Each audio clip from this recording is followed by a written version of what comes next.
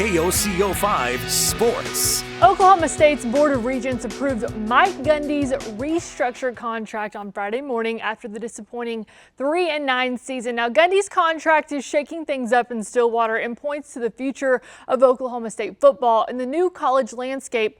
But let's start with that contract first. The rework contract cuts his salary by $1 million, lowering his buyout to $15 million if fired within the next 3 years, and $10 million if fired in the final year. The automatic 5-year rollover was dropped, and now it's a 4-year deal. Gundy will make $6.75 million this year. These changes come after heat from donors and alumni over his comments about fans last year. Here's Mike Gundy. I think it got blown out of proportion in an area that just kind of made for good news versus the amount of time that we had that were really productive conversations and what can we do moving forward. There's a tremendous amount of commitment in our organization, and it starts at the very top.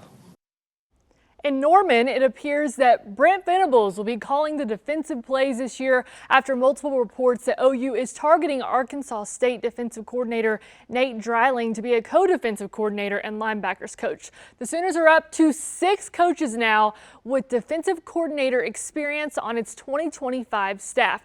The reported co-defensive coordinator Nate Dreiling last served as the defensive coordinator there, like I said, Arkansas State, who went 8-5 last season in the Sun Belt Conference. Here's 2 successful head coaches who served as defensive play callers.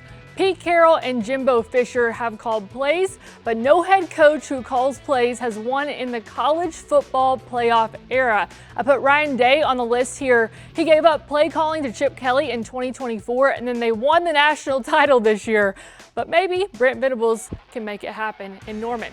It's officially the weekend, so college hoops, here we come, starting with OSU women, who are number 24 in the nation, playing West Virginia at 11. Then it's the men hosting Utah, OU men's hosting number 24 Vanderbilt and then on Sunday, the number 13 Oklahoma women's team hosting number 12 Kentucky.